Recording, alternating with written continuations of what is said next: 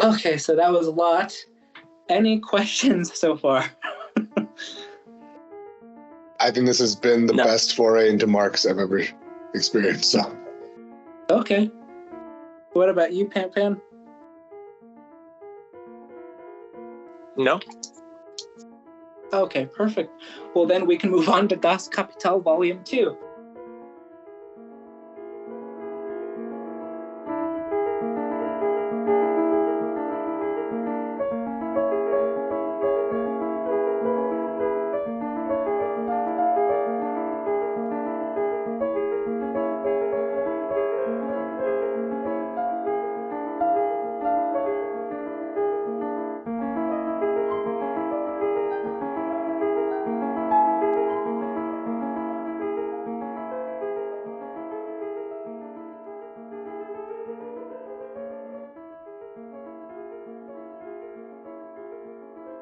So Volume 1 is all about exchange and what is produced, how is it produced. Das Kapital Volume 2 is about appropriation and distribution. What is produced, how is it produced, where is it produced, and who gets the distribution. So this is where he's really looking at what was the difference, even though the class structure is similar. What was the fundamental difference between capitalism and those other forms that we talked about? And Marx comes to the conclusion that the fundamental difference was the people who are appropriating it are what we now call the board of directors. These are the 15 to 20 people of every corporation. That is the CEO, the CFOs, the CIOs, the C insert letter here O's that usually run the corporations of everything. And they're the ones that get to decide where this money is distributed. They're also the ones that get elected annually by shareholders, which shows you the power of the shareholders. So this is where he talks about specifically where distribution comes in. Necessary labor, that's just another term for how much the worker is actually being paid. And then the surplus labor is how much surplus the actual worker is creating. Now, distribution, this is where it gets very interesting. I'm going to go to this bottom one very quick and then use the top ones to kind of explain what this means. So when Marx uses the term base and superstructure, he says that the base of any society based off of capitalism are the physical workers who are producing the goods, where the material production actually occurs. Where the superstructure are all of these systems, religion, politics, cultural media, police apparatuses, all the things that we usually see these systems in the political domain rather than the economic domain. And he says where the distribution goes is how this society is structured as a way of perpetuating the system of capitalism. If you remember when I was talking about feudalism and slavery, I had said when the slave master or the lord appropriated and distributed that surplus, they distributed it in a way to perpetuate the system itself. That has not changed in capitalism. It's just that the alleyways where it's been distributed is vast and very, very diverse. The first way it gets distributed is to the government. This is, of course, in the form of taxes, property taxes, expenditure taxes, as well as income taxes. Those are really the three primary types of taxes where they are taxed. But also the biggest hope with the government is the lobbying of politicians, as we all know, has been a very big problem since practically, I would say, the end of the Civil War, even before that. What they like to do is if you're starting to lobby for certain things to be changed using the surplus value that is being distributed, you want that to go towards things like education, so changing the curriculum of primary, secondary, and higher education for indoctrination. This explains why, despite Marx having written Das Kapital 161 years ago, I still have to explain to people what Marxism is, because the capitalist powers that be distribute the surplus in a way to make the curriculum and the particular political structure and power systems to specifically demonize things like Marxism, socialism, and communism. That's pretty much how the government structure works and how the distribution is given. The other way that is distributed is through police departments and other types of repressive state apparatuses. If there's a union that comes along, or if there are people workers who are being unruly, who's the first person you're going to call? the one in the blue uniform with the baton and the handcuffs to come in and beat up the worker and arrest them and make sure that they're back in line because they're getting paid somehow through the entire thing. This explains a lot of the violent things that have been happening with police repression, other than the power dynamics and history that I had talked about last time with like the Shire Reeve and the Paddy Rollers and all of that aspect. Second things that it go to are banks, so the money lending capitalists. This is first in the form of interest. Once again, if a corporation or business has to pull out a business loan to start their corporation, of course they have to pay back that loan with interest, so that's where part of that's going to go to. But as we all know, banks need significant amounts of money not only to store, but they have their own expenditures. They have to pay their electricity bills, they have to pay their technology bills, internet, they have to pay for insurance policies since it's a very high-risk corporation holding people's finances. How do you get that? You could probably conclude very quickly that there's not enough capitalists out there in order to give enough money to the banks for them to be able to pay their own expenditures. So what did the banks come up with? We have to go after the hoi polloi, the workers themselves, and extend credit lines to them, because by extending credit lines with interest to them, then we're going to start making more money, not just from the capitalists, but also from the workers. And there's 4 different ways that they did that. One, through the form of mortgages, which is literally just a loan that is given to you where your house is collateral, and if you default on that loan, they take your house away. 2, auto loans. A lot of people don't realize that when you go to a car dealership, all of those cars that are on the lot have already been bought by the bank that is being financed through that particular car lot. So when you find the particular car that you like and you go into the little finance section of the car dealership where the little beady-eyed guy is mixing all the numbers, making it look difficult so they can screw you over, he's pretty much been deputized by the particular bank to write a loan in the name of that bank for you to start paying that money back to the bank for that particular auto loan until you can get the title after you've paid the loan. That's the second way. Third way is credit cards. It wasn't enough just from houses or cars, but now you had to get into the business of everyday transactions. And because my mother was in this business for a very long time, I'm very familiar with the credit card industry. But to make it very simple, you give credit cards to people, they go out to the merchant capitalist to go purchase something using credit. And because the merchant is taking the risk of accepting credit cards from whatever credit card company they've signed up with, let's say you pay $100 with your credit card for whatever you buy, the ledger amount that appears in your the bank that is financing the credit for your credit card, their ledger line, the $100 gets transferred to the ledger line of the merchant.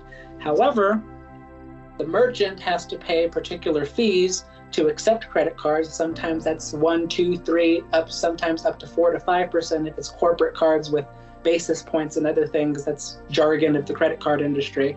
So what the merchant is going to receive out of that is going to be $96 to $98, depending on how much they're paying.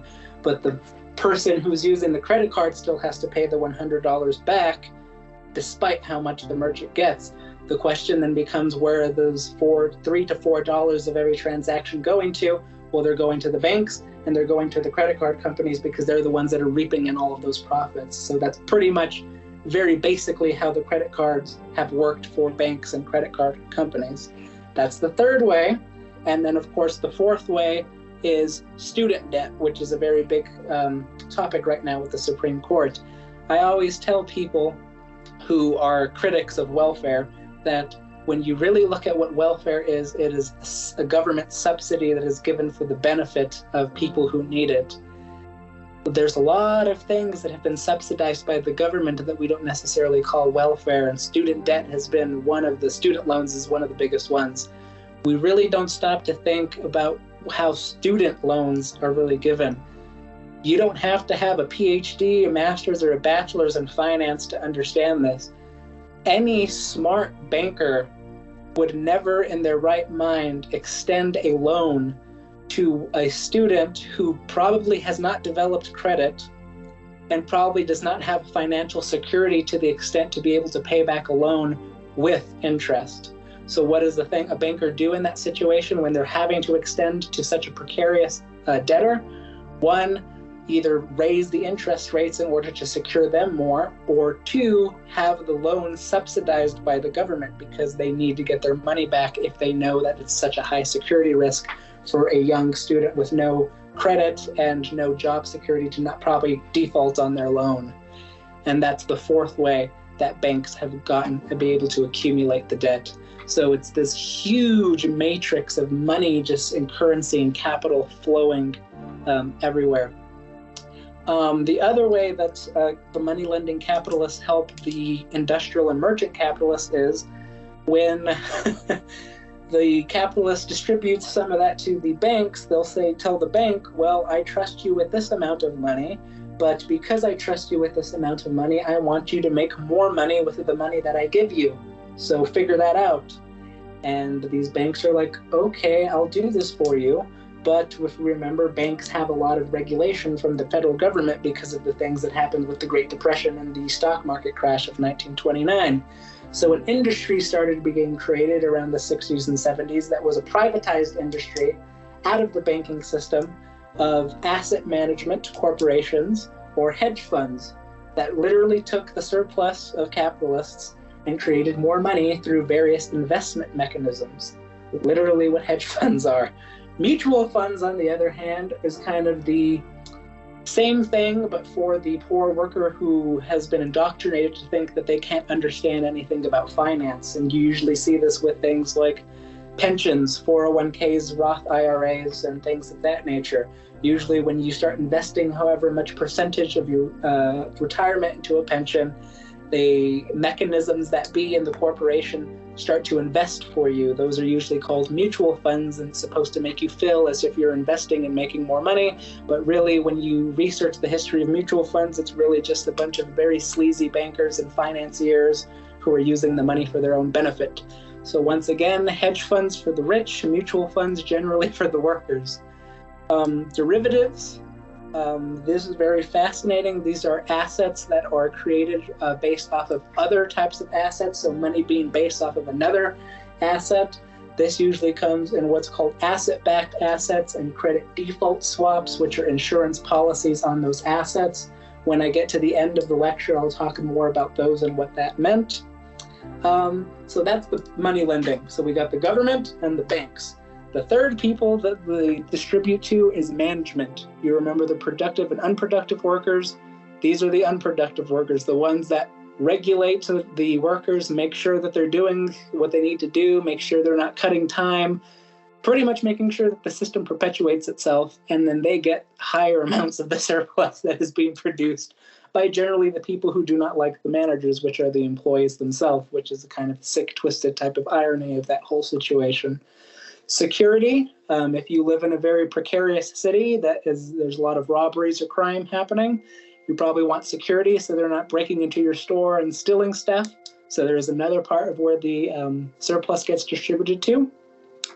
As we all know, if corporations start getting bigger and bigger and bigger, there's going to be people who are going to want to sue you, either because it's right for them to sue you if you screw them over, or two, they just want money. So you have to hire lawyers to be able to protect your assets. You also need lawyers to create bylaws for your corporation so that you can have your own particular juridical, legislative things that you want for that corporation. Advertising and media, this is probably the biggest one that we talked about in the episode in January with the media ecosystems and who those contribute to. Noam Chomsky wrote a very great book called Manufacturing Consent many years ago that talks about how news media manufactures the consent of the public and whose interests are in that particular media. If you look at the third bullet point, I took the time to do research on the biggest news organizations of where people usually get their national news and trace their subsidiary status up to the parent companies to see who were the corporations that owned each of these news sources. For NBC, MSNBC, and CNBC, their parent company is NBC Universal, which was a merger between NBC and Universal Studios, and their parent organization is Comcast Corporation. For CBS, Paramount Global is the intermediary, and the parent organization is National Amusements. CNN is Warner Brothers Discovery. ABC is the Walt Disney Company. Fox is, of course, Fox Corporation. C-SPAN is also Comcast, Direct, and Verizon. BBC is Ofcom. Bloomberg is the Bloomberg Corporation. Newsmax is News Corp. Scripps News is EW Scripps Company. And News Nation was Nexstar Media Group.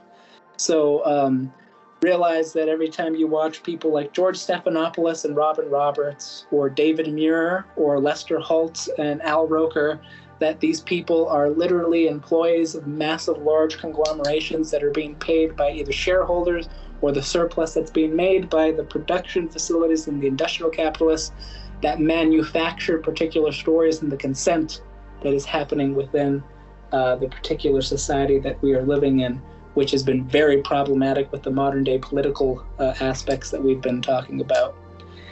Shareholders, these are obviously the ones that get to vote. One, the ones who actually invested for the company to start, and two, who get to vote is on the board of directors. Many times, many shareholders are themselves also board of directors, and sometimes shareholders like to give themselves some of the surplus in the form of dividends. But most of the time, the shareholders will not do so, and they will want to distribute it back into the company to increase the company's profit, which will then inflate their stock, which will then gain them capital gains, which is how the stock market comes into play. And that is pretty much how the distribution mechanism works in Das Kapital Volume 2. Going back to base and superstructure, you can now see how the base is the production of these commodities. The superstructure is all of these systems that I just discussed being structured by how the surplus is being distributed, thus creating the ideologies that have structured a lot of the power dynamics that have happened in society. So that's Das Kapital Volume 2. Any questions about that? Yeah, so can you make the case that Marx is essentially deducing this from observations, right? You have to remember that when Marx was writing Das Kapital, we didn't have the form of capitalism that we have today. I'm kind of extrapolating Marx's arguments to fit within what we're talking about to make it more relevant to us. But what Marx is pretty much doing is that he was looking at how capitalists during that time were distributing things. What I just did with this was taking that and viewing how it's now being used, but still using Marx's analysis. But essentially, there is no, because there's, beyond Marx even, considering modern day Marxists and their contributions to this theory, there is no capitalist framework outside of the Marxist exposition of it, is there?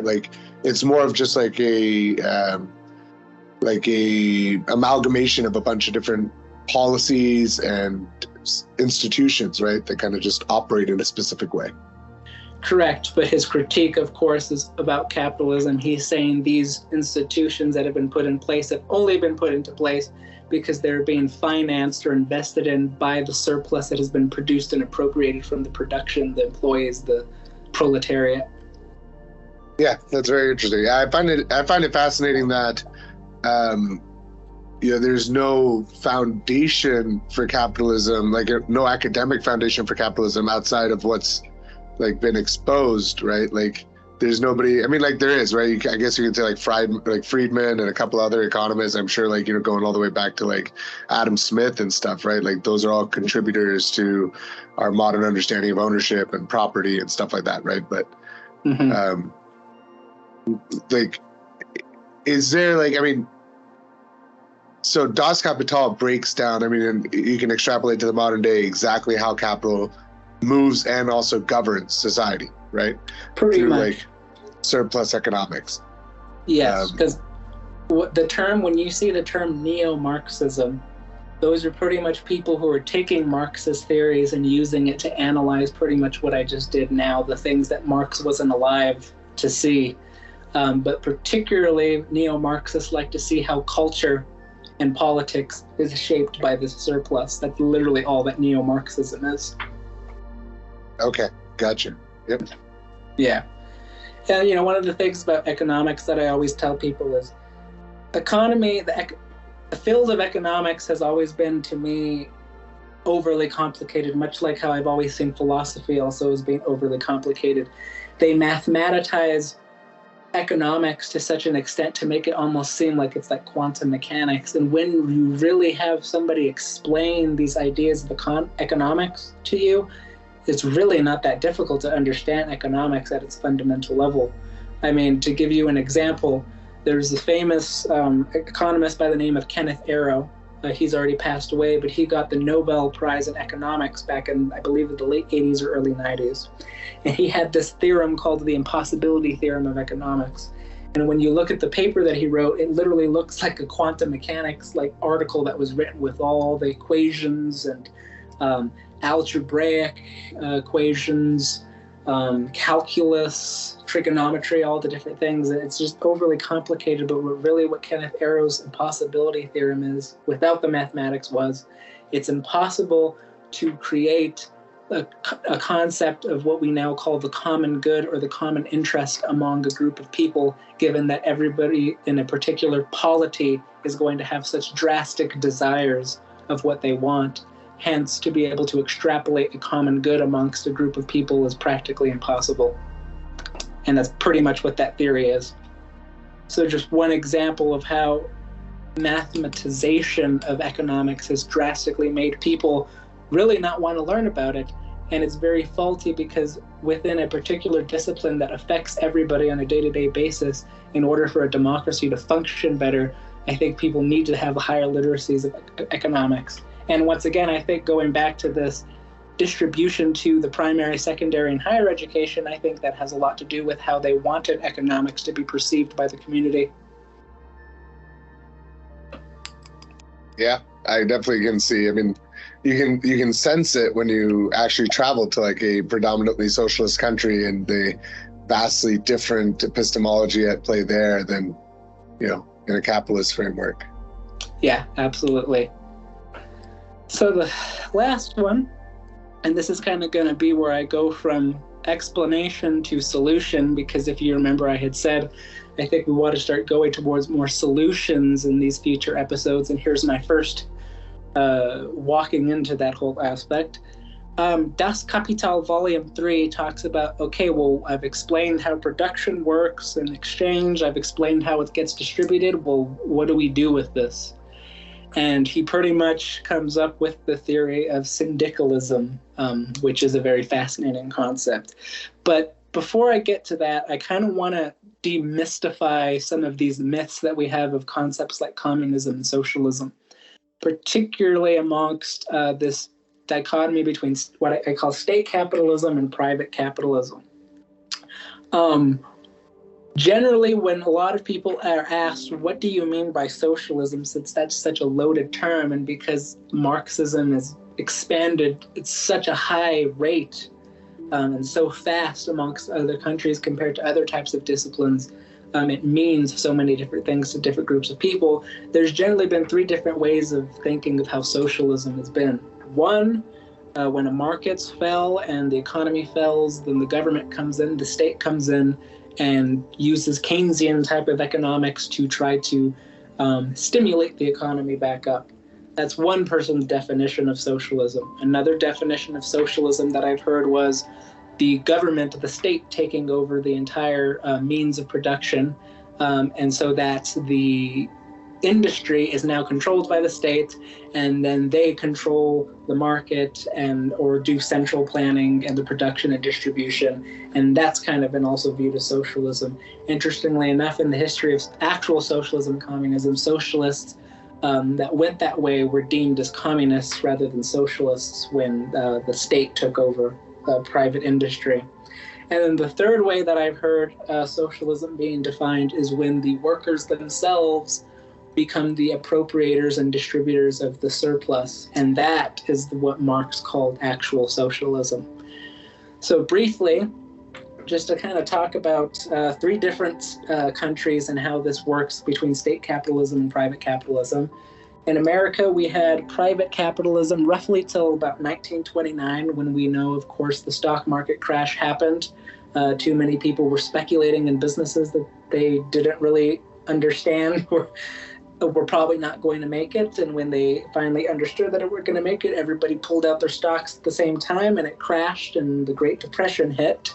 which lasted roughly 12 years until about 1941. Now, during those 12 years, when FDR succeeds President Hoover, we know with the whole New Deal program, when he kind of goes in and starts having the government regulate a lot of the banking systems, the market systems, he turns it to central planning. He was pretty much instituting what many people called socialist type of policies, but what actual hardcore Marxists would call state capitalism. And why would we call that state capitalism?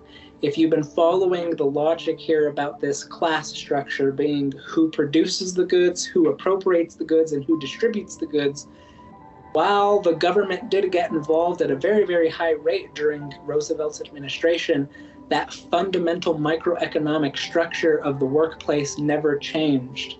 He may have installed state officials or government officials as being the appropriators or the managers or the board of directors, but they did not fundamentally change that class structure, which is why I've always stated that was more of a state capitalist stance rather than a socialist type of view, if you're using the third definition of socialism that I explained earlier. That goes on for till about 1970, 1971.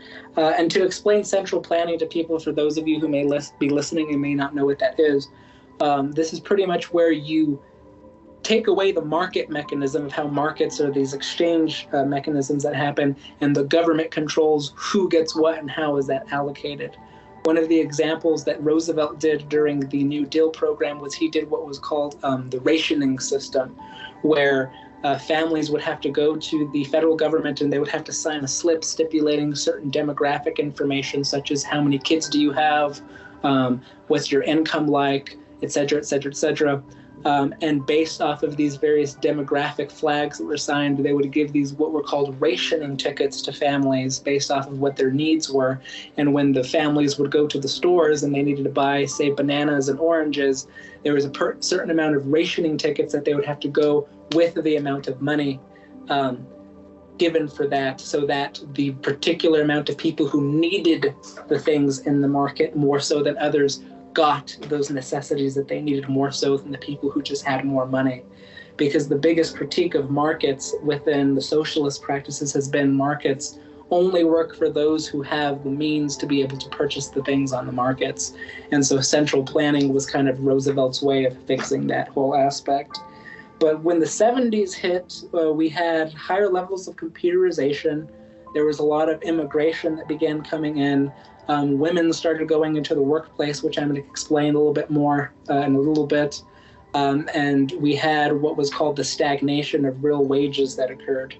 And of course, what we know in the 70s is when this stagnation and inflation began happening, particularly with the oil crisis and everything during the Nixon administration, we went slowly more towards a private capitalism, which we now call the neoliberal laissez-faire era of Margaret Thatcher and Ronald Reagan, of the less government is the best type of aspect.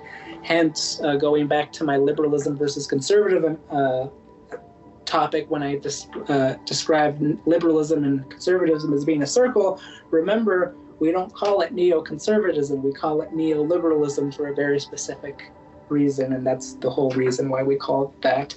And that functioned from roughly 1971 until December of 2007, when we had the crisis of 2007-2008 that we were all alive to witness. That has kind of made us go back into a somewhat distorted form of state capitalism. And that's kind of been the trajectory of the United States. Russia, just to give a very brief example, private capitalism until 1917. Then the Bolsheviks with Lenin, Trotsky, and Stalin take over in 1917. What they actually did, a lot of people don't know this who haven't studied Soviet Union history. People think that private property is a big thing within communism. And within particular communist circles, yes, it is. Private property is wanting to be abolished. But you see that more with anarchists than you actually do with communists, more so than that. What Trotsky, Lenin, and Stalin actually did was 94% of the population in Russia during that time was agriculture, were farmers. And what they did was they appropriated the land from the private capitalists and actually gave that private property to the agriculturists in the form of them being able to work on that land.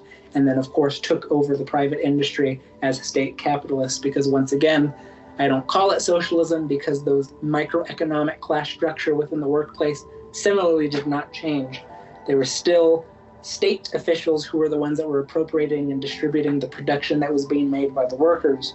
But what was fascinating was for the first 10 years, you had this juxtaposition between state capitalism at the macroeconomic level and that ancient capitalism, the ancient class structure of the entrepreneurial structure of distribution amongst the agriculturists who had their own plots of land. When Lenin has the aneurysm or the stroke and then he dies, and Stalin kicks Trotsky out because Trotsky was trying to impose other socialist types of revolutions around the world, and Stalin takes over the Soviet Union. What ended up happening was, as we all know, human beings begin to get sick as we get old, or maybe some type of financial things are not working out. A lot of these self-entrepreneurial agriculturists who had their own plots of land began having to lose their plots of land and giving it to some of the other agriculturalists. And what this started doing was large farm holdings began to become accumulated and become massive private capitalist farms, where the people who used to own the land that sold their land to another agriculturalist then became kind of like a serf or an employee on the land of the bigger capitalists who bought the land from that one. And the way that they controlled these types of collectivized farms was with an iron fist. Now, do you know, I'll ask a question to both of you. Do you both know what the word fist is in Russian? No. No? No. The word fist in Russian is gulag. No way. Really? So the concept of gulag, which was ruling with the iron fist, which came from this collectivization of farms of the agriculturalists, is where when Stalin went in and started doing what he was doing, which I'm going to explain here in a little bit, was where the term gulag came from. So it's an interesting connection with the whole digital space that you have all set up with the gulag aspect. There is no gulag. I don't know what you're talking about, Josh. I see they're manufacturing the consent of the podcast too, and I'm just kidding.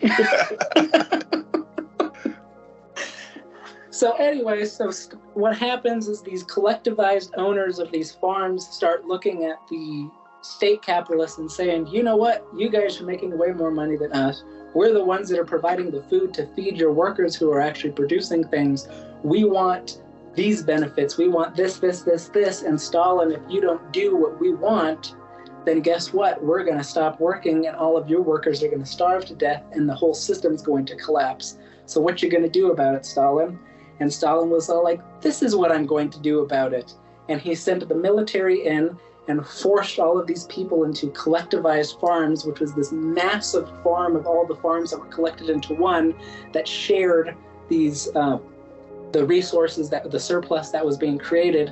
And then he created state farms, which were the regulatory capacities of the collectivized farms in order to control these private farmers. Now, when you hear people say Stalin murdered millions of people, which was true, this is when he murdered millions of people, because obviously not all of the farmers were going to stand for that. And the ones who didn't, he massacred on a wide basis. And this is kind of where the whole gulag system started, was imprisoning the people who did not follow his collectivized farming tactics. And sadly, from 1929 until the dissolution of the Soviet Union in 1989, roughly, this collectivized farm, state farm dichotomy stayed in place underneath this state capitalism until, of course, when the collapse of the Soviet Union happened, and then they undulated to private capitalism underneath Yeltsin and Putin. So that's Russia. China is a very interesting case because China is a combination of state capitalism and private capitalism together. As we could see when the the Second Sino-Japanese War that started in 1931 between Japan and China ended in 1946 after World War II. We have the Civil War between the communists and the capitalists in China that ended in 1949. The dissolution of what we now call Taiwan, it's created amongst the capitalist Chinese and what we generally call the communist Chinese, quote unquote, become mainland China, which is where President Xi is the owner now. And what was genius about the Chinese is they were looking at what was happening in Russia during this time, and they were learning the mistakes of the Russians.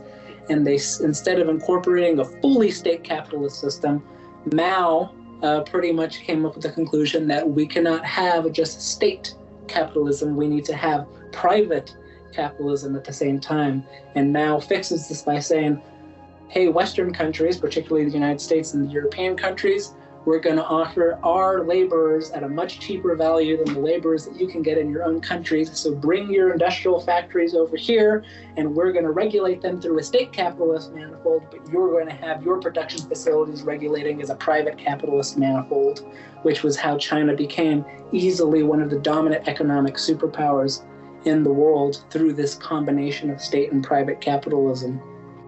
Germany, this is fascinating because Germany was also private capitalism until 1933. We know with the hyperinflation during the Weimar Republic causes Hindenburg to try to seek solutions. One of the things that we tend to forget about Germany outside of what I already talked about Nazism was there was a huge socialist movement that was happening in Germany during this time. In fact, 50% of the vote was actually being won by communists and socialists in Germany. And this was scaring a lot of the private capitalists in Germany. And so when Hindenburg invites this small, beady-eyed, funny mustache, funny hair-looking guy named Adolf Hitler to the Reichstag to kind of, hey, you know, take care of these left-wing guys, he's like, sure, I can do that for you. And they wiped them out. We forget that before the Jews and the Romani and the Jehovah's Witnesses and the disabled people went to the concentration camps, the first ones that Hitler wiped out were actually socialists and communists, because that was the main fold. Fascism, to put it very blatantly for people who ask me questions like how do you differentiate between totalitarianism and authoritarianism and fascism, is simply a state capitalism that comes in not to alleviate the pressures of private capitalism on the populace, but rather bolster the oppression and exploitation of private capitalists amongst the populations. And the way they do that is constructing nativist ideologies, nationalist ideologies, of scapegoating where the problem went wrong, blaming those people, and using the reinforcement of those private capitalist enterprises as a way of controlling things. And you usually see that during turns of economic crises, which is why what we're going through right now is extremely dangerous in terms of historical precedent. So that's kind of a dialectical history of 4 different countries of how state capitalism and private capitalism has undulated. Because after Nazism, Germany actually goes to a left-wing state capitalism underneath a guy by the name of Konrad Adenauer, and that stays into power until 1995, until it goes back to the private capitalism, and they're still kind of within that whole vein right now. So what I'm trying to get at with that conversation is what people generally call socialist and communists, such as Mao in China, Stalin in Russia, Ho Chi Minh in Vietnam, Castro in Cuba, really were actually forms of state capitalism. There was never a sense of fundamentally changing the class structure of the workplace itself, of who's producing, who's appropriating, and who's distributing that surplus. And because they never changed that microeconomic structure, there was a state capitalist enterprises within these countries rather than socialist enterprises. And that's probably the biggest misconception that has made a lot of people think of communism and socialism as being horrendous, thanks because of what people like Stalin and them did when they centralized their power so much with the state ownership of this industry. So did that make sense, kind of what I mean by state capitalism and private capitalism? Yes, yeah. I think you did it out really well. How would you in that context, how would you define India's approach to socialism, where it's more of like the government or the socialist government building out industry until it's reached a level of maturity before handing it off to private capitalists? I would say, much within the vein of China, it's probably also a combination between the two. Yeah. Because I know Nehru was trying to do a lot of things after the 1947 partition and the independence of India, but I think after Nehru got out, it kind of started getting muddled with the leaders after that. Yeah, absolutely. So then the question becomes, okay, here's all the history. What do we do with this? And this is kind of where we get to socialism proper. If we're going to say that what happened in Russia and China and Cuba and Vietnam and all these other places was not actually socialism or communism, then of course the solution to that would be, well, you have to start changing this class structure. And how do you change that class structure? Well, there's different ways, but all of these have kind of been used, but is also faulty in a way. So worker-owned enterprises, these are enterprises that are owned by workers, but are not necessarily, the board of directors are not necessarily the workers themselves. They own the building, they may own the production process, but they're not the ones who are appropriating or distributing the surplus. So that kind of goes out the window. Worker-managed enterprises, much the same way. They're managing the business, but once again, they're not the appropriators or distributors of that surplus. So that goes out the window. Co-ops is generally the one that most people use when they're talking about what we're discussing, this change of class structure. But co-ops is interesting within the anarchist sense of the word when you're talking about mutual aid, because when any type of organization, whether it be the different types of class structures, you have to have cooperation, because no production is going to happen if any cooperation happens. So I've always found that the term worker self-directed enterprises, which is a term taken from Dr. Richard Wolff, great Marxist economist, I highly suggest his work, uses to describe this new class structure that he sees as being necessitated for changing the power dynamics of society and also changing the class structure of society. And in his book called Democracy at Work, which one goes over what happened in 2007 and 2008, and then on the other half talks about how to solve this problem, talks about the goals and the benefits of worker self-directed enterprises. The first thing he says is, if the workers themselves, who are the producers, are similarly also appropriating and distributing the surplus, naturally what you're going to have to do is also work within the system, because it's going to be, once again, faulty to believe that the whole system is going to change at once and every single corporation is going to become a WSDE. Obviously, WSDEs are going to have to work alongside capitalist organizations. They're going to have to work alongside market mechanisms, central planning mechanisms. It's not all going to be one monolithic change. I think that's pretty straightforward for a lot of people to understand. So in order to secure something like that within a system that's obviously going to want to destroy it because it sees it as a threat to its particular power and privilege, you're going to have to similarly use the distribution of those resources to kind of fund it through the government, get things changed through law, pretty much like what I had talked about last time, this concept of détournement, using the tools of the system to fight against the system. You're going to have to secure your enterprise using the same tools that these capitalist systems have used to secure your enterprises. And that's usually through creating educational facilities that start teaching true socialism and communism rather than the faux notions that we just discussed with state capitalism and private capitalism, training facilities to actually train and get people experienced in these types of formats of understanding, okay, this is how you can actually use this, so you're not like jumping off of the springboard into nothing. Rotational system of management, I really like this idea. So obviously, if you're talking about a worker-centered or self-directed enterprise, the workers themselves are probably going to vote on whose salary, what the salary is, whose wages, if you're doing wages. And obviously that can be very contentious when you're voting on that, because somebody's going to say, well, why does this person are getting this much more than me? Or this person is getting less than me? Why? And obviously you can't be naive enough to say there's still going to be conflicts amongst decisions within a democratically voted system in economics. And one of the systems that Dr. Wolff uses to kind of cure that is a rotational system of management, where he says, say you have a workplace where one person works one particular position at a particular wage or salary for 2 to 3 months, and then an entire shift happens where you shift into a new position, and everybody else who was in the position, they all shift into different positions, so that then your wage or your salary turns into that position, and then another 2 to 3 months you shift again, and that would not only solve the wage/salary issue, but it would also benefit the worker by making them more eligible in the job market, because they have way more experience understanding all the different elements of the particular enterprise that they're working in. So I thought that was a fascinating idea. Yanis Varoufakis, the great finance minister, when he talks about how would we deal with stocks or the stock market with these types of systems, he says you could still have stocks, but rather than having people who have nothing to do with the business have stocks, all of the workers themselves have shares or stocks.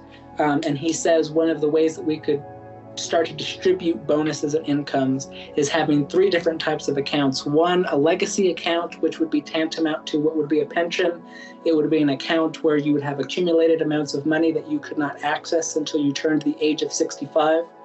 A universal dividend that would be paid out monthly, which would be paid by a 5% tax on WSDEs from the government.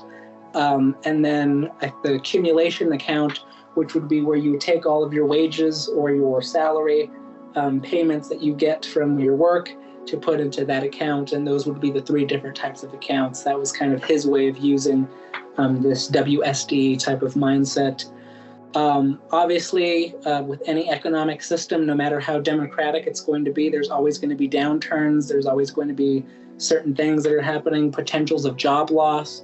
Dr. Wolff says agencies could be created with the surplus that is distributed that allows to get workers in and try to see what their big points are, what their specialties are, and kind of allocate them maybe to a new WSD or corporation that is being started, so unemployment would not be such a massive problem.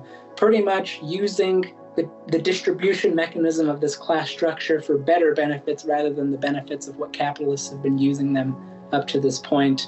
Democratic voting on automation, if we're wanting to use higher levels of technology, there would be a democratic voting basis in the workplace. And then the environmental impact, which goes into the climate issues that we're dealing with. Obviously, we know that there's a lot of climate problems with capitalism, particularly fumes or toxic chemicals that are used in particular production capacities.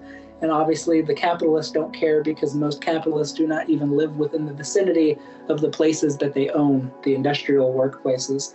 With people who actually work in those places actually owning or actually being the appropriators and distributors of that surplus, it would start helping the environmental impact, because chances are if you work at a particular place, you probably live within the general vicinity of the facility that you were working at, which would necessitate you to use things that cause less environmental impacts than what industrial capitalists usually use, which would then start to necessitate bigger cutbacks on greenhouse gas emissions and other types of emissions. So there's other social justice issues that also come into play when you start changing these types of structures. Any questions about that so far? Nope. Perfect. So the other thing that Dr. Wolff talks about is, okay, obviously we've talked about who appropriates and who distributes the surplus, but we haven't talked about how the state fits into this. Remember, we were talking about state versus private capitalism. Sometimes the state takes over the means of production. Sometimes the workers take over the means of production. How would this work in a WSDE? And Wolff says, well, it's going to depend on the region. Once again, we can't be naive to say that it's going to be one monolithic thing. Certain things may work in certain locales, other things may work in other locales. Maybe one WSDE wants the state to own the means of production. Maybe that's going to work for them. Maybe other ones may want the workers to own the means of production. That would be anarcho-syndicalism, where the workers not only produce, appropriate, and distribute the surplus, but they also own the means of production of creating that surplus. Same thing with markets or central planning. how are markets or central planning going to work with a WSD? Once again, it's going to depend on the business. Maybe markets are going to work better for one particular society. Maybe central planning is going to work for another. Maybe undulating between the two may work in certain cases, much like what we talked about with state and private capitalism. On the political basis, and this obviously goes back to the power dynamics versus state structure dichotomy that I was talking about earlier. If you have democracy in the workplace, and particularly if you're using the distribution to start changing the superstructure with the base and superstructure aspect, you're going to start seeing changes in the power mechanisms that are happening, because there's going to be a lot more equal distribution amongst things that need to be used with these WSDEs. So when people say, once again, with Thomas, why he could do what he did, or Colin Powell, or Condoleezza Rice, or women, or whatever, you start changing those mechanisms and you start putting people like that in power. Now you start seeing that not only is the power being changed on who has those decisions, but the various class structure that is informing how that power is designed and constructed will also change and form a lot bigger democratic society. Obviously, if you're following this logic of the base and superstructure. Once again, they'll have to work alongside capitalist enterprises. There's lots of problems that may occur with that, which, if you're more interested in that aspect, once again, I highly suggest reading Dr. Wolf's book, Democracy at Work. And then finally, what he talks about is alliances with co-ops, trade unions.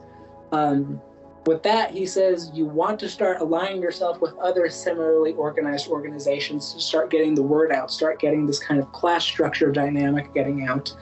With trade unions, he says this would actually bolster and strengthen trade unions, because if trade unions are going to the bargaining table with the corporation that they're fighting towards, and that corporation wants to threaten to fire all of them, then if they have significant work within the training facilities of WSDEs, then they would be a bigger threat to the particular organizations that they're at the bargaining table for, because if that corporation fires them, they now have the experiential learning and value to be able to start their own enterprise that is a competitor of the particular enterprise that fires them.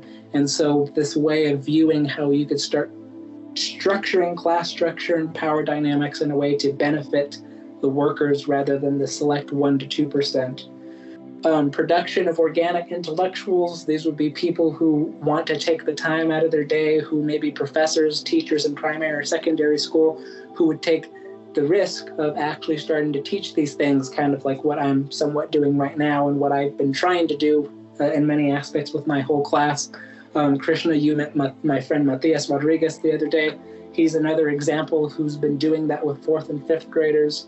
So having this team of intellectuals and teachers and educators who are starting to expand this notion of much more democratically spaced workplaces. And then, of course, creation of a third political party.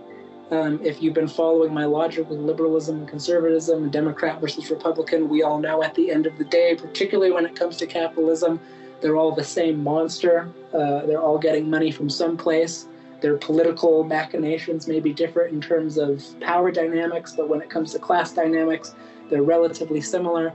How do you fight against a system that's going to agree based off of the anti-capitalist sentiment? The anti-communist sentiments, because if there's anything that Democrats and Republicans can probably agree on in the modern day is anti-communism. You have to start creating new political parties. I laugh because I say we live in a country where you can go to a store and you have 20 different types of toothpaste, 30 different types of flavors of Coke, 20 different types of chips, but somehow we believe in this country that only 2 political parties are the most beneficial or the most rational in a political system. So obviously you would need a separate political party that would start bargaining at the political stage for these types of ideals. And that's kind of what Wolf and what I've been kind of saying of the solution whole aspect. Any questions before I get to the end of the podcast episode today? No.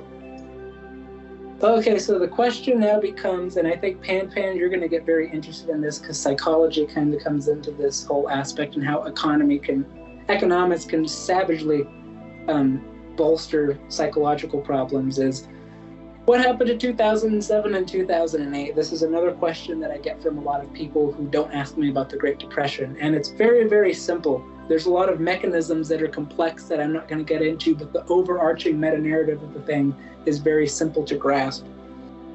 From the year 1820 to 1970 in the United States, if you look at an X and Y graph, X graph being the real wage and Y graph being production, creation, the production. And when I say real wage, what I mean is economically the real wage states not the amount that you're making, the residuals that you're making from the corporation that you're working for, but the real wage is the amount of purchasing power that you actually have within the context of how much things actually cost in the community. So what you're actually able to purchase with the money that you get is the real wage. So from 1820 to 1970, the real wage steadily increased alongside the levels of production that were happening. 1970, it stagnated and stayed completely at a standstill. And to this day, if you look at that graph in 2023, that real wage has stayed from 1971 to 2023, 52 years at the exact same point, while the production line keeps going up and up and up and up. Now, what explains why it was going up steadily for 150 years and then what happened here? Well, in the 1970s, I had already explained about computerization, women going into the workplace, et cetera, et cetera. But the 150 years is very interesting to analyze because we usually analyze that through historical, political, cultural facts. Economically, it's very fascinating because when you look at that period of history, you're trying to figure out who was being hired as wage workers during this time, wage slaves. Hopefully that term makes sense now that we've talked about class structure, wage slavery. Obviously, the United States government or these private corporations were not going to hire indigenous Americans because one, they had either killed them all or two, sequestered them onto reservations.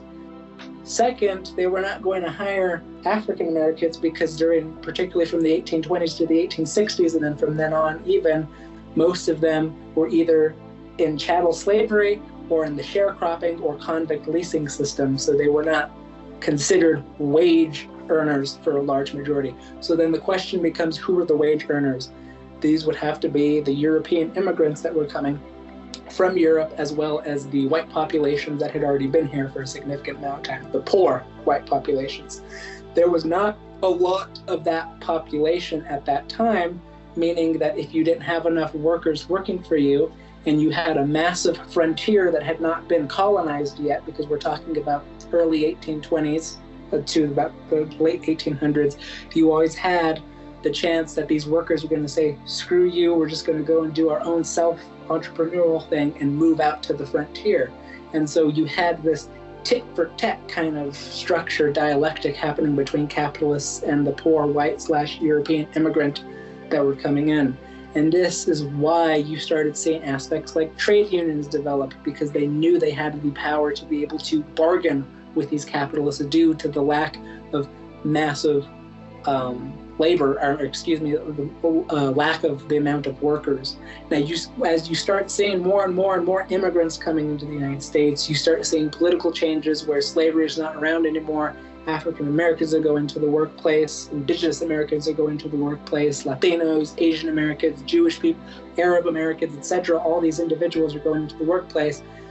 It starts getting harder and harder for the workers themselves to be able to control this when you could easily just get somebody else to go fill in the place that you were trying to bargain for better wages at, who may be in a worse situation than you and just needs the job, so they'll be exploited as much as you were at that time. And so when 1970 hits, you start seeing higher levels of immigration, computerization, and all the stuff. You see the real wages start to stagnate and production keeps going up. Now, this is where a feminist analysis, as you enunciated earlier, Padpan, my thesis defense was on feminism because I write a lot about feminism. If you go back to these 5 aspects of distribution, ancient communism, slavery, feudalism, and capitalism, if you look at the industrial workplace, we've already discussed how this class structure works within the industrial, merchant, and money-lending capitalist workplace. If you go to the household And this is where I'm going to show the very effective nature of Marxist analysis outside of just an economic basis. If you go to the household, women have generally, prior to 1970, been pretty much the #1 producers of production within the household in the traditional quote-unquote nuclear family that was set up during that time prior to 1970. And so if they're the biggest producers within the household, the question then becomes, who are the appropriators and distributors of that production? That was generally the man, the husband, and the child, because the child or children, if there's multiple children, are getting some of that surplus that the woman is also making.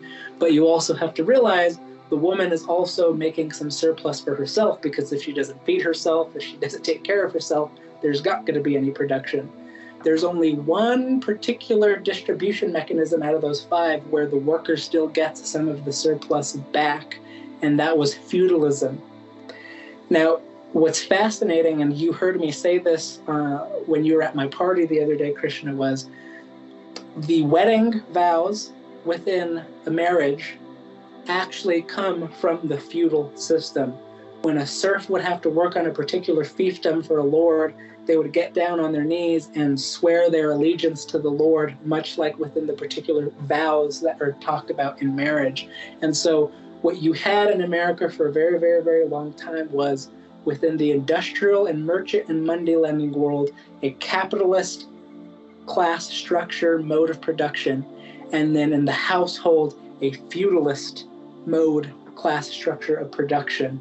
And when that real wage started stagnating, but the production kept going up, obviously the men did not have enough money to be able to pay for the things that they used to be able to pay for.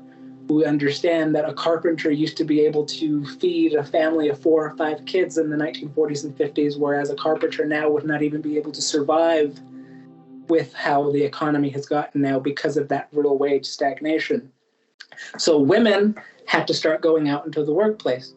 And the problem with that was, when women started going out to the workplace, when they would get home, they would have to themselves go from a capitalist mode of exploitation to a feudalist mode of exploitation, because then they would start cooking the meals and doing all the stuff in the laundry and the house things for the men. It makes you wonder then why, from the 1970s onward, the United States has had the highest divorce rates than any other nation in the United States.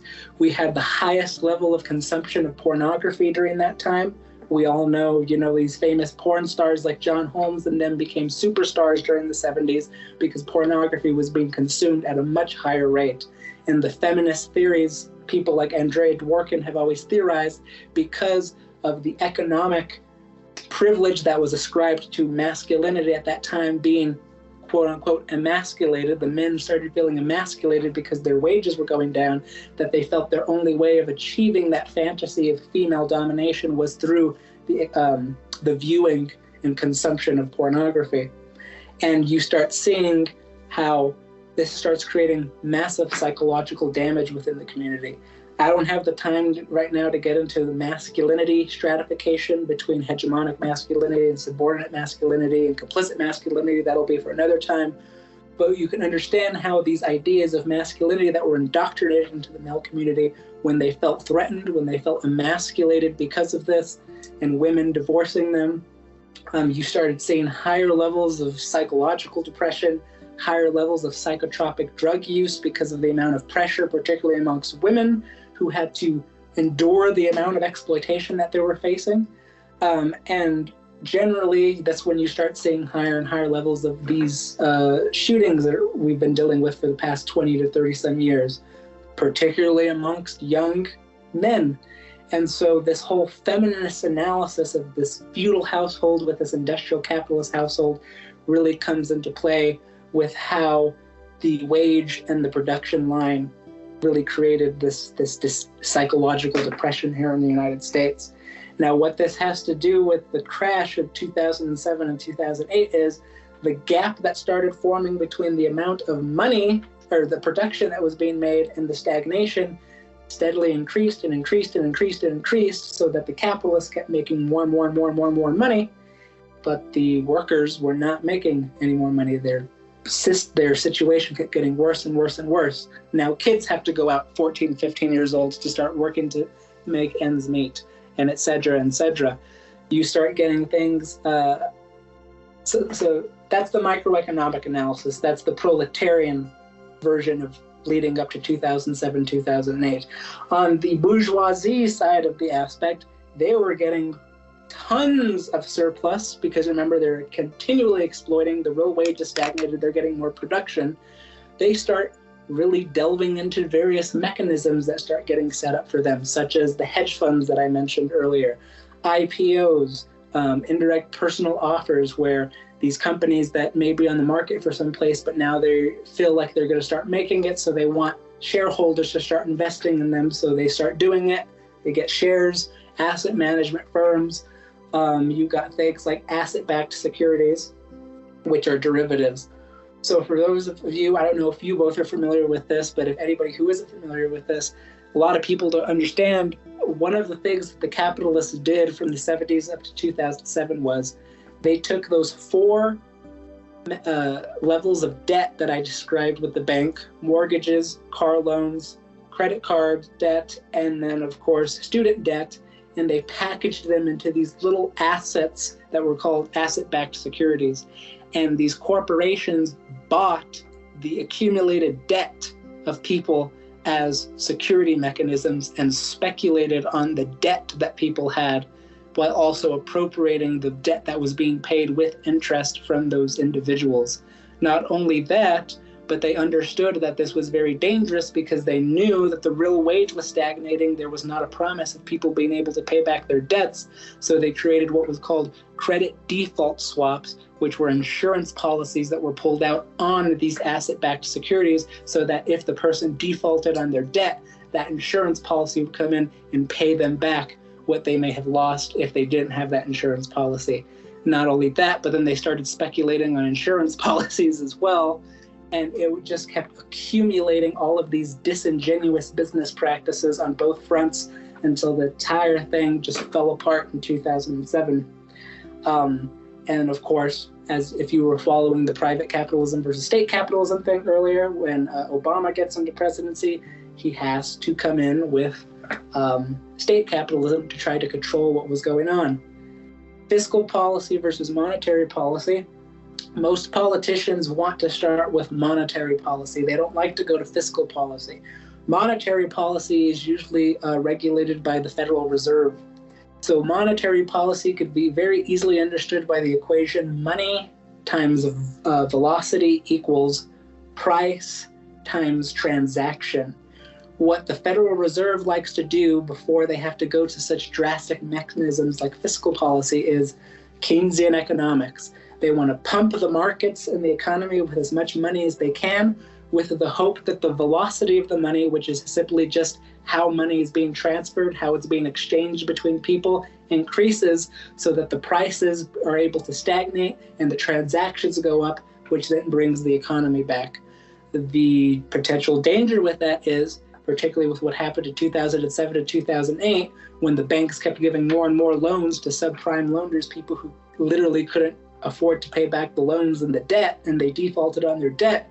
Of course, they didn't want to extend credit lines to people anymore. They were too terrified of that. So if you don't have money being transferred, then there's the problem. If you pump too much money, inflation's going to happen, prices are going to keep going up, and it's going to make the problem even worse. Side note, if you've been following this logic here with the stagnation of real wage and production going up, literally what the capitalists did from the years 1970 to 2008 was, instead of giving more of the wage or salaries to the workers, they used that surplus that they were getting from that stagnant wage and gave it back to the workers in the form of loans with interest. If you understand that, then you understand the fundamental hypocrisy of capitalism, because if you know that the bankers were giving the banks, or excuse me, the capitalists were giving the banks their surplus, and then the banks were then extending loans to the people, that's exactly what was happening. The surplus was being recycled, and instead of giving the people the wages that they deserved, they had to borrow the wages that they had created, but pay them back with interest, which is just terrible. So when monetary policy didn't work, fiscal policy had to come in when Obama did. And this is where we get the equation G, government times tax equals deficit. What they want to do is they want the government to come in and start controlling the markets, maybe doing central planning, maybe doing certain things, lowering taxes, less austerity programs, in the hope that with more money in the pockets of people with less taxes, they'll start using that money to start buying things, and it'll create a much healthier economy. The problem with that is you run a deficit if you are spending too much money, because the thing is, if you're lowering taxes, and if you've been following the logic here, government's not getting taxes. We all know that the rich don't pay enough taxes because they've been lobbying not to pay taxes. And if real wage has been going down and down, or been stagnating, where's the government getting the money to do all of this fiscal and monetary and Keynesian economics? They have to borrow the money. And where are they borrowing the money? Usually either 1 from corporations, 2 from banks, or my favorite, 3 from foreign governments. And the 2 biggest governments that the United States have been borrowing from is 1, China, and 2, Japan. And I always laugh, even though I just explained earlier that China is not really a communist country with the state capitalism thing, but I laugh with people who still think that China is a communist country when I say, if you're following that logic, the capitalist country of the United States is borrowing money with interest from the communist country of the People's Republic of China. So then if you understand this mechanism of the United States constantly having to borrow more and more and more money rather than taxing the rich like they should be doing and getting money through other mechanisms, then you understand this debt ceiling problem that we're dealing with right now in the news, with McCarthy and them fighting like cats and dogs, saying, oh, instead of doing what we should be doing, we're just going to take away Social Security benefits, or slowly deteriorate Social Security benefits to find the money that we need to start paying back all these loans with interest with these treasury bonds that were given to capitalists and foreign governments. And so that's really where you see all of this aspect accumulating. And if you were following my logic when I was talking about Hitler earlier with the hyperinflation and fascism, we're living in a very, very precarious moment right now where it could either turn 1 towards extremely liberal type of actual socialist policy where people are actually trying to create more democratic places, or 2, as we've been saying with the MAGA movement in the past 7 years, highly more fascistic types of authoritarian rule, because a lot of particularly men and white men, to be even more particular, are very threatened because, one, their systemic, structural, and economic privileges have been stripped away from them because of that real wage stagnation that has been happening for the past 52 years. So really the conclusion that I wanted to get through with this episode was this history that I've been giving in the past few episodes of power structures and racism and all this stuff. We need that analysis. We need to understand how power has been structured throughout history and how it structures the systemic problems that we deal with on the identity categories, where social justice organizations like Black Lives Matter and the Me Too movement and the climate people and the labor movement and the LGBTQ plus community are fighting these systems of power. But if we don't fundamentally change the class structure and how the democratization of both the economic geographies of these various countries and the political geographies of these various countries don't change, then power distribution means absolutely nothing if you're still getting certain people appropriating the surplus and certain people distributing that surplus. And once again, like I said, because power and class have been kind of thought as almost the same thing, we're sitting at a very, very contentious metastable equilibrium between anti-capitalist forces and fascistic forces. So the only thing we can really do, at least for us, in this moment, from the localized, hopefully to the state, to the national, and hopefully to the global level, is hopefully in the next episodes of the podcast and here going forward, we can still keep looking at these historical things, understanding the things that we've been talking about, but now try to seek solutions to all of these problems that we're dealing with. Because like I said, if we don't start seeking solutions and we're just doing empty rhetoric, it's going to be a very, very dangerous situation that we're dealing with here in the United States and globally as we see more fascistic governments being constructed around the world. Okay, that was a lot of information, but I hope that was worth it. Absolutely. I think I'm kind of honest. Worth it. Yeah, I would. I think Pam was saying it's definitely worth it. But I was thinking that like it kind of sucks that we have to stop it here shortly, because like now I think like there's so much more to discuss. I think we have like pretty much a framework that not only we can refer to, but we can also possibly build off of as we kind of look towards that solution in the future.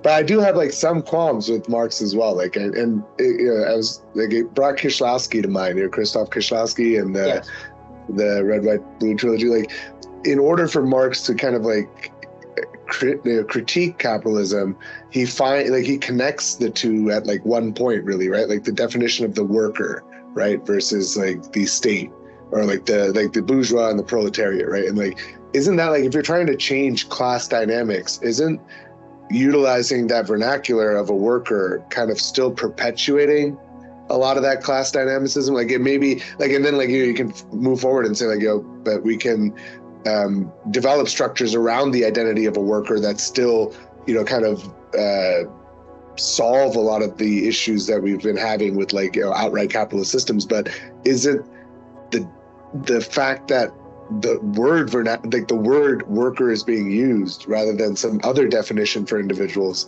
doesn't that play a role as well? Well, it does. Like, and that goes into the power mechanism too. Anytime we use words, and I don't want to get too deeply into the philosophy of language with this, but words hold a lot of power no matter what people say. And when you're trying to create a significant class structure analysis like what Marx did, and like I said, Marx isn't the only one who's critiqued capitalism, but his is the most thoroughly developed out of all of the other ones, you need to take into consideration how, as things change within the political, economic, cultural, and social domains, these types of taxonomic features of classifying things may not work and may actually help perpetuate the thing that you're actively fighting against in the future. So I think one of the solutions that we may have to start thinking of when we do go through these solutions is, how are we using language in a way that doesn't perpetuate some of those systemic issues that have been relevant in the past? Absolutely. Yeah, I'm excited. I think there's a lot. I think this is now, like you mentioned earlier, this is now the complete foundation, is it not? Yes, it is, because like I had told you when I talked about racial capitalism, this is why I did this power class structure dynamic for this episode, which is, I would argue, is the foundation of this entire episode. Was racial capitalism is the power dynamic aspect. Capitalism is the class structure aspect. And when you understand those two histories and how those two dynamics are somewhat mutually exclusive, but still mutually inform one another, and how you can actively critique both of those aspects, that is really where you can fundamentally start creating solutions to the issues. Because so many other podcasts, so many other social justice organizations, so many other intellectuals only look at either one class structure or just power dynamics, but they don't look at the two in tandem. And I think one of the reasons why we've been stuck in the same rut for years, decades, even centuries, is because people refuse to acknowledge those two things. Yeah, I found that fascinating, especially like how you were able to use that to clarify what we're observing with like institutions like the People's Republic of China, or even like socialism in India or in Cuba, right? Like they're not meeting up to the definition because they're not actually creating that change at a base level in terms of class dynamics, which is really interesting. It is, and it really makes you look at how the demonization of figures like Mao and Ho Chi Minh and Stalin, I would argue, kind of deserves that, but Lenin, let's say, and Castro may have their merit in certain aspects, but the intentionality behind that demonization is grossly misjustified. But once again, not through any fault of the people, but once again because the epistemological systems that are informed by that distribution of the surplus have ingrained it into the public to think of those aspects as being dangerous. Yeah. A lot more digging to do. But I think we'll bring this episode to a close here, shall we? Sure. Is there any last things that maybe like Pan wanted to say before we head out? Yeah. Can you hear me now? I think I was rugging a little bit there earlier. No, I was just saying that it's very interesting to follow, the old saying of if you don't learn history, you're doomed to repeat it. And so we definitely, that train of thought that we're following all the way throughout history, and then kind of seeing this repeat throughout, you're talking about the Weimar Republic and things like that, and inflation, all that, and kind of seeing how we're going through something very similar today and how we have to avoid those mistakes. So you just done a marvelous job of laying that out in a very easily digestible way. Thank you. Yes, you could probably hear my voice going out already because I've been talking so much, but I spend so much time just reading these things, and I'm like, going back to that entanglement mechanism that Barada talks about in their philosophy. Everything is entangled, but the process of using a particular observational apparatus to be able to see how that entanglement happens and how the pattern happens with that particular lens has kind of always been my specialty in trying to create these entanglements and the mechanisms of how all of these things are created, and using kind of that longue durée method of historical analysis I've always found to be the most effective way of doing so. Yeah, I've really enjoyed the longue durée process. I think it's been epic. I mean, it does require an extensive attention span. So for those of you listening, definitely feel free to take a break every now and then. Go stretch your legs, go listen to some music or something and come back. But it's important to cultivate these more prolonged, deeper expeditions into concepts and stuff. So absolutely. So do you want me to do like a little ending here so we don't have to record that later? Yeah. Okay, perfect.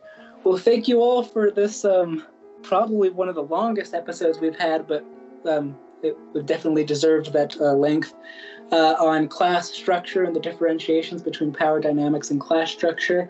I really hope that this is the end of the foundation of theoretical tenets, and that from here on out we can now use this theoretical foundation to look at anomalies using abduction to create new theories, and use those abductive capacities to create new solutions to the problems that we're currently dealing with right now. So thank you all, and we'll see you next time. See y'all later. Can we end the recording?